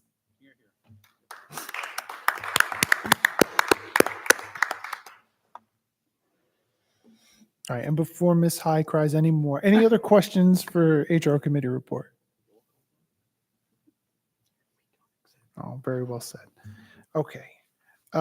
I believe there's no report for SCESC this meeting. Got it. So we are up to item 4.6. Mr. Incalcaterra, anything from Southbound Brook? At our last board meeting, we finalized the schedule for the roof to be repaired over the summer and the asbestos remediation of 2 of the classrooms, as is our ongoing project of 2 classrooms at a time so that it's not budget heavy. We also finalized we decided to pilot a cell phone program that involves using Lexan cases in the front of the room where the students' cell phones would be stored so that they're still with the student, but out of the student's possession. That's about it. Very good. Any questions for Mr. Incalcaterra? All right. Any final comments or questions for the committees in general? All right, we are up to item 5.1. This is open to the public for agenda items only. I don't see any members of the public here to my knowledge, just the staff. So I believe we are ready to move on. Item 6.1, be it resolved that the Bound Brook Board of Education, upon recommendation of the superintendent, approves the minutes for the following meetings, regular and executive meeting minutes for April 30th, 2025. May I have a motion? Thank you, Ms. High. A second? Second. Thank you, Mr. Zupko. Any discussion?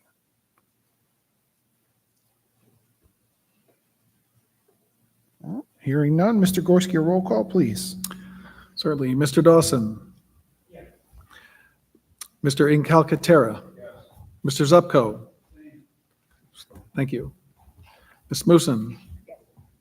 Mr. Minhas.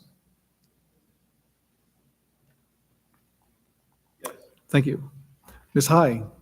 Mr. Volmer. Mr. Januzzi. Yes, but before you close, I think we have to revisit Mr. Incalcaterra.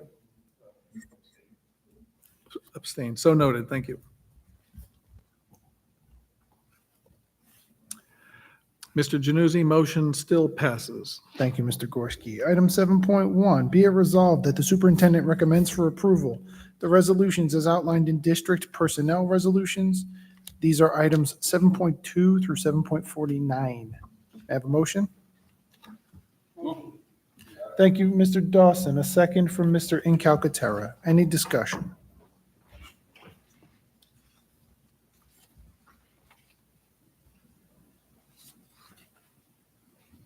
All right, hearing none, can we have a roll call, please? Mr. Dawson. Yes. Mr. Incalcaterra. Mr. Zupko. Yes. Ms. Moosen. Mr. Minhas. Ms. High. Yes. Mr. Volmer. And Mr. Januzzi. Yes. Motion passes. Thank you. Item 8.1, be it resolved that the Bound Brook Board of Education approves the resolutions as outlined in district education resolutions. This is item 8.2 through 8.19. May I have a motion? Thank you, Mr. Dawson. A second.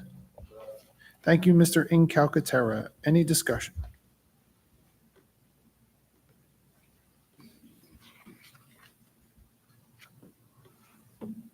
Okay, hearing none, a roll call, please. Mr. Dawson. Yes. Mr. Incalcaterra. Mr. Zupko. Yes. Ms. Moosen. Mr. Minhas. Ms. High. Yes. Mr. Volmer. And Mr. Januzzi. Yes. Motion passes. Thank you. Item 9.1, be it resolved that the Bound Brook Board of Education approves the resolutions as outlined in board action resolutions. These are items 9.2 through 9.34. Can I have a motion? Thank you, Ms. Musson. A second. Second. Thank you, Ms. High. Any discussion? Move right along. I'll just take a minute to acknowledge, I think Mr. Zupko already covered a bunch of items that are on the agenda that we're moving forward with. Some projects are really, really big. Some projects are really on the smaller end. But I just want to thank specifically our technology department for some of the innovative ideas that you guys are bringing forward. They might not be big dollar changes, but they have a significant impact on the experience that our students and teachers and community members all have when they enter our facilities. So thank you guys for continuing to push the envelope and start to raise the level of quality of our facilities. Any other comments or questions?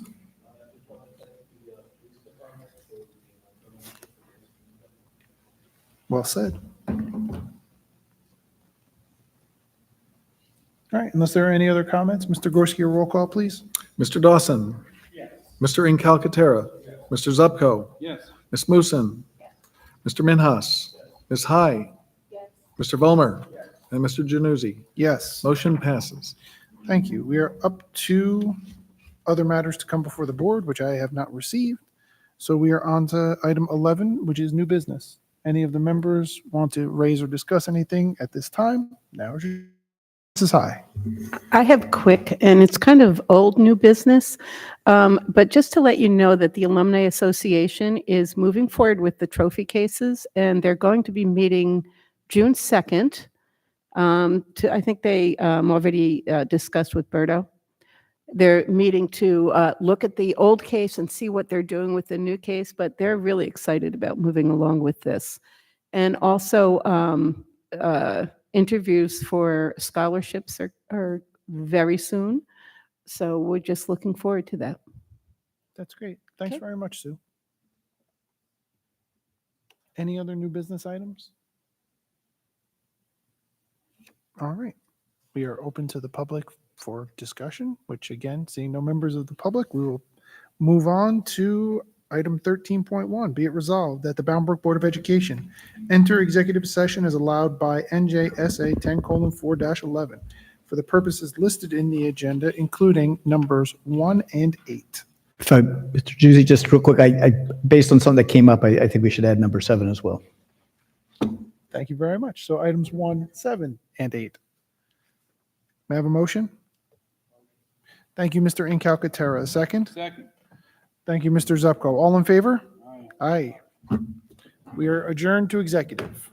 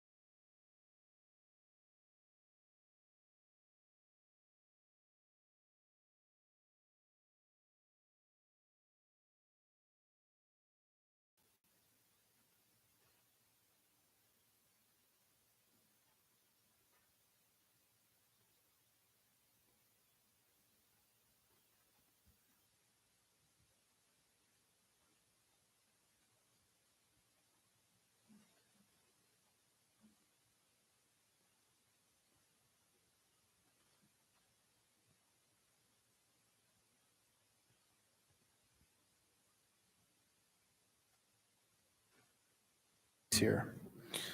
Okay, so we are up to item 14.1. Be it resolved that the Bound Brook Board of Education approves the resolutions as outlined in approval of HIB cases under high school. This is just item 14.2. May I have a motion? Thank you, Mr. Dawson. A second? Thank you, Mr. Incalcatera. Mr. Gorski, a roll call, please.